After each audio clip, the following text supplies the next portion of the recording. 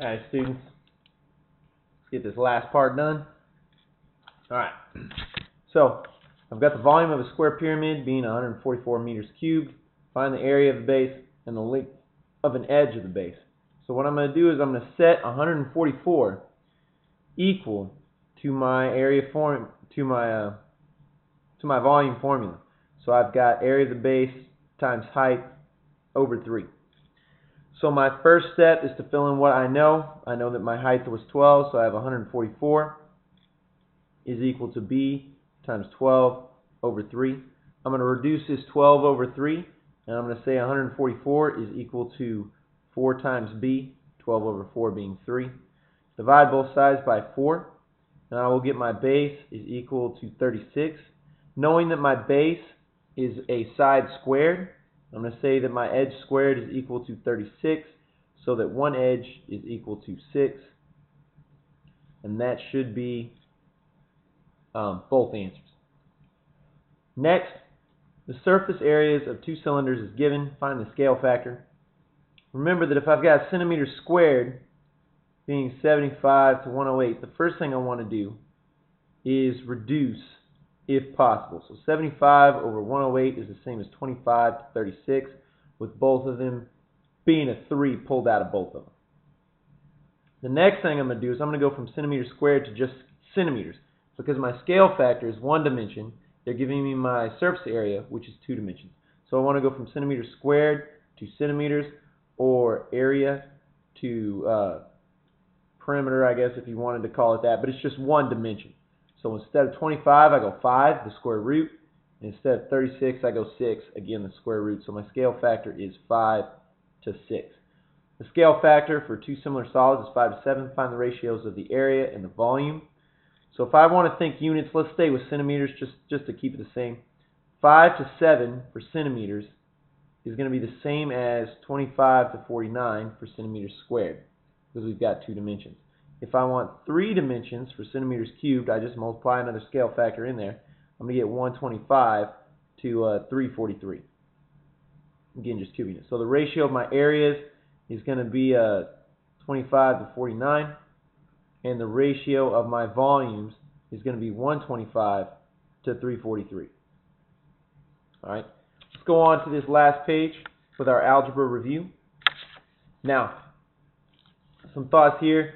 The biggest thing is to get your equations correct. The length of the rectangle is 5 more than twice the width. So I'm going to start right here with length of the rectangle is. So I'm going to say L is equal to 5 more than twice the width. So here's twice the width. Here's 5 more than that. So my first equation is right there. Perimeter is 130. So 2 lengths plus 2 widths is 130. Perimeter, 130. What am I going to do here? I'm going to use substitution. Because it's set up, I've already got L ready to go. So I've got 2L plus 2W is equal to 130. And I know that L is equal to 2W plus 5. So I'm going to put in a 2W plus 5 in there. And now all I have to do is solve for W. So I've got 4W plus 10 plus 2W is equal to 130. Subtract the 10 from both sides and I'll have 6W is equal to 120. So width is 20. Double that, add 5, 45 is going to be my length. Slap a centimeter on both of those and we'll be done. We have 812 students in a school. There are 36 more girls than boys. How many girls are there? I've got 812 total students, so girls plus boys. There are more girls, so in order to make the girls equal the boys, I would have to add to the boys because they are not as big of a number. So I add the 36 to boys. Again, it's ready to go for substitution. You can use elimination here just to show you guys how that would work. I've got 212 is equal to G plus B. All I'm going to do is subtract that B to the other side and say that 36 is equal to G minus B. You'll notice my girls are, is ready to go. G is equal to 848. So 2G rather is equal to 848. So that's going to be 424 girls. Once you divide that 2 out. So elimination, very, very fast, very effective if you know how to set it up. Next one. Amy and Wade are selling magazines. Amy sold half as many as Wade. You could write it like this. Amy is half of Wade, but I don't like fractions if I can avoid it. So I'm going to say that 2 times Amy is equal to Wade. Again, this way is fine, but I don't want to use a fraction, so I'm going to do it like that. Together they have sold 474. So I've got together they have sold 474. And again, I'm going to use substitution simply because it's easier. I've got Amy plus Wade is equal to 474. Amy plus Wade is equal to 474. And I know that Wade is twice as many as Amy. So that gives me 3 times Amy equals 474, which makes Amy 158, dividing by 3 on both sides. And that makes Wade twice that much, so 360.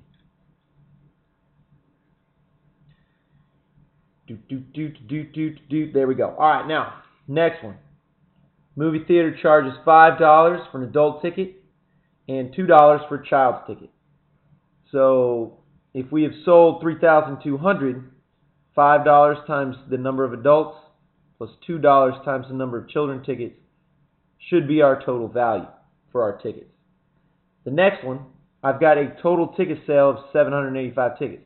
So the number of adults plus the number of children have to be 785. From here, I'm going to use elimination again because it's so easy. If I take and multiply the bottom equation by -2, I will be able to cancel out the children, which is terrible. You never want to get rid of the children. But in this case, they're causing you problems, so we're going to make them go away. Multiply this equation right here by -2, and it slides in right there, and I've got negative, what's that? It's going to be 1570, negative 1570. And I just add these bad boys straight up. So I've got 3 adults is equal to 1710. So my adults, divide both sides by 3, and I've got adults is equal to 570. My 570 adults. Put it into this one. So I'm going to take 570 plus children is equal to 785. Pull that 570 from both sides. And I'm going to get children is equal to 215. Next problem. Bob has 550 in dimes and quarters. He has 8 more quarters and dimes. First thing, 550 in dimes and quarters. Quarters are worth 25 cents. Dimes are worth 10 cents. And we have a total of 550 in dimes and quarters. This is my first equation. The second one, he's got 8 more quarters than dimes. 8 more quarters than dimes. So quarters is equal to dimes plus 8. Substitute in there. I'm going to say that 0.25Q plus 0.1D is equal to 5.5. So 0.25 D plus 8. Sliding that in for Q. And from there I've got 0.25D plus 2 plus 0.1D is equal to 5.5. Minus that 2 off, and I've got 0.35D is equal to 3.5. So divide that off, you'll get 10 dimes. There are 8 more quarters, so 18. Last problem. Katie and Brian have the same number of coins. So the first thing, if Katie's got dimes, we'll say D is equal to Q. Brian has quarters, so dimes and quarters are equal. Brian has $1.80 more, so the value of the dimes plus 180 is going to be the value of the quarters. At this point, I'm going to do a direct substitution. D and Q are the same, so I have 0.1D plus 1.80 is equal to 0.25 Q. I know that Q and D are the same, so I'm just going to slide that in there straight up.